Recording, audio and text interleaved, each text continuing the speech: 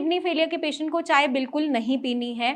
जैसे ही winter start होती है, जो लोग चाय नहीं भी पीते वो भी पीना स्टार्ट कर देते हैं, और जब बात आती है किडनी फेलियर की तो चाय कंप्लीटली मना की जाती है हमारे एंड पे। अब चाय पीना क्यों नुकसानदेह हो सकता है किडनी फेलियर के पेशेंट के लिए, इसको समझना बहुत इंपॉर्टेंट है, तभी आप मानते हैं कि हमें चाय नहीं पीनी है। क्योंकि चाय जो है, चाय पत्ती है, वो मेटाबॉलिक एसिडोसिस को इनिशिएट कर देती है, इसलिए चाय पीना मना होता है। हेलो एवरीवन, मैं डॉक्टर प्रगति गुप्ता, और आज इस वीडियो में हम समझेंगे कि चाय से क्या दिक्कत हो सकती है किडनी फेलियर के पेशेंट के अंदर। अब जब हम भी चाय का इंटेक कर रहे हैं, चाहे हम ब्लैक टी ले रहे हैं, चाहे दूध वाली चाय ले रहे हैं, दोनों के ही नुकसान है किडनी फेलियर के पेशेंट के लिए, क्योंकि ये मेटाबॉलिक एसिडोसिस को बढ़ा देती है। सबसे पहले समझना इंपॉर्टेंट है कि मेटाबॉलिक एसिडोसिस है क्या। आपकी बॉडी अगर एसिडिक होती चली जाती है, जैसे कि चाय ज़्यादा पीने से भी होती है, आपके ब्लड में अगर एसिड की मात्रा बढ़ती चली जाएगी, किडनी का एक नॉर्मल फंक्शन है आपकी बॉडी में से जितना भी एक्सेस एसिड है उसको फ्लश आउट करना यूरिन के रास्ते। बट जब आपकी किडनीज ठीक से परफॉर्म नहीं कर रही है, वीक हो चुकी हैं, तो हम इस पे एक्स्ट्रा लोड नहीं दे सकते कि उससे हम एक्स्ट्रा काम करवाएं। तो जब हम चाय का इंटेक बढ़ा देते हैं, हमारी बॉडी में एसिडिक कंटेंट बढ़ता चला जाता है, और आपका जो पीएच वैल्यू है ब्लड का वो गिरता चला जाता है, और आपकी बॉडी एसिडिक होती चली जाती है। अब जब सीरम बाइकार्बोनेट वैल्यूज गिरती हैं तो बहुत तेजी से आपके क्रिएटिनिन वैल्यूज बढ़नी स्टार्ट हो जाती है, इसलिए मना किया जाता है कि चाय बिल्कुल भी नहीं पीनी।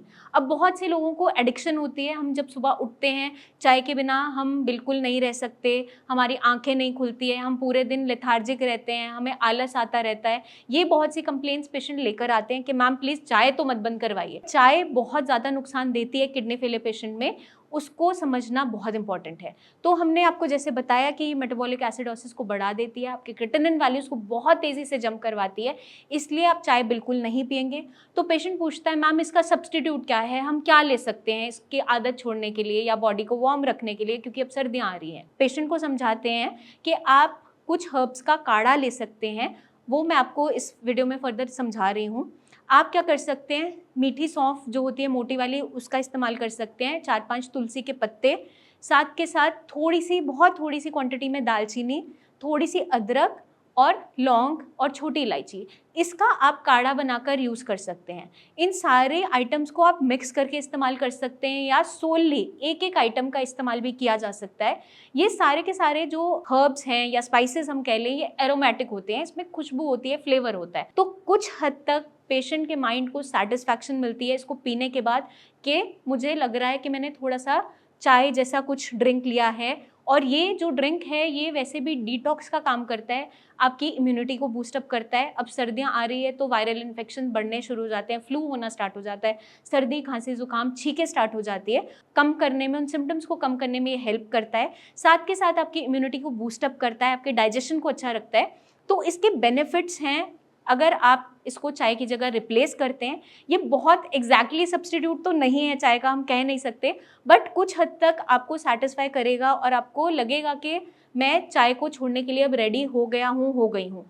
क्योंकि नुकसान बहुत सारे हैं चाय के, तो हमें स्विच करना बहुत इंपॉर्टेंट है। हमें पहले अपनी किडनीज को सेव करना है और चाय के एडिक्शन को छोड़ना है।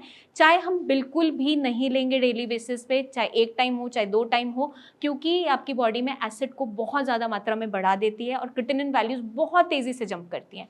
आई होप ये वीडियो आपको मदद करेगी समझने में कि चाय मना क्यों की जाती है किडनी फेलियर पेशेंट के लिए। आपके माइंड में कोई भी डाउट्स हैं, क्वेश्चंस हैं, तो कमेंट करके ज़रूर पूछिए। किस तरीके से हम इस डिकॉक्शन को ले सकते हैं, क्या इसके बेनिफिट्स आपको लगे लेने के बाद। आपको अगर कोई और भी डाउट्स हैं तो आप हमारी टीम ऑफ डॉक्टर्स से खुलकर बात कर सकते हैं टेलीफोनिकली, या क्लिनिक आकर आप मुझसे पर्सनली मिल भी सकते हैं अपॉइंटमेंट लेके। आई होप ये वीडियो आपको सर्दियों में वार्म रहने में, इन्फेक्शन से बचने में मदद करेगी, क्योंकि इसके अंदर हमने कुछ ऐसे हर्ब्स का इस्तेमाल करने के लिए बोला है जो आपकी इम्यूनिटी को बूस्टअप करते हैं। जल्दी ही मिलेंगे नेक्स्ट वीडियोज में, तब तक के लिए eat healthy, stay healthy and take care.